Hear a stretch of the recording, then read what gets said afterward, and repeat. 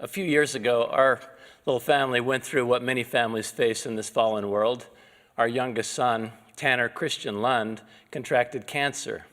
He was an incredible soul, as 9-year-olds tend to be. He was hilariously mischievous, and at the same time, stunningly spiritually aware. Imp and angel, naughty and nice. When he was little and was every day bewildering us with his shenanigans, we wondered if he was going to grow up to be the prophet or a bank robber. Either way, it seemed that he was going to leave a mark on the world. And then he became desperately ill.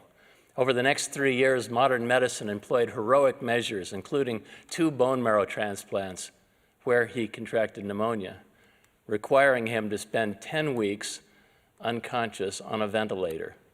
Miraculously, he recovered for a short time, but then his cancer returned.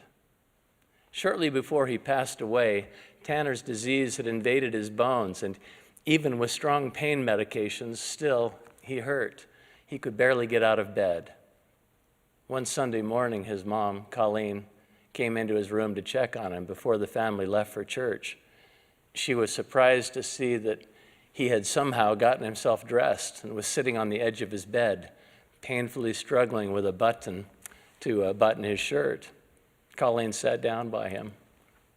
"Tanner," she said, are you sure you're strong enough to go to church? Maybe you should stay home and rest today." He stared at the floor. He was a deacon. He had a quorum, and he had an assignment. "I'm supposed to pass the sacrament today." "Well, I'm sure somebody could do that for you." "Yes," he said, "but I see how people look at me when I pass the sacrament. I think it helps them." So Colleen helped him button his shirt and tie his tie, and they drove to church. Clearly something important was happening. I came to church from an earlier meeting and so was surprised to see Tanner sitting on the deacon's row. Colleen quietly told me why he was there and what he had said. It helps people. And so I watched as the deacon stepped to the sacrament table. He leaned gently against another deacon as the priest passed them the bread trays.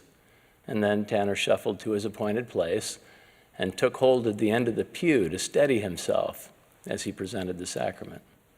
It seemed that every eye in the chapel was on him, moved by his struggle as he did his simple part. Somehow, Tanner expressed a silent sermon as he solemnly, haltingly moved from row to row, his bald head moist with perspiration, representing the Savior in the way that deacons do. His once indomitable deacon's body was itself a little bruised and broken and torn, willingly suffering to serve by bearing the emblems of the Savior's atonement into our lives. Seeing how he had come to think about being a deacon made us think differently too, about the sacrament, about the Savior, and about deacons and teachers and priests. I wonder at the unspoken miracle that had impelled him that morning to respond so bravely to that still small call to serve, and about the strength and capacities of all of our emergent youth as they push themselves to respond to a prophet's call, to enlist in God's battalions and join in the work of salvation and exaltation.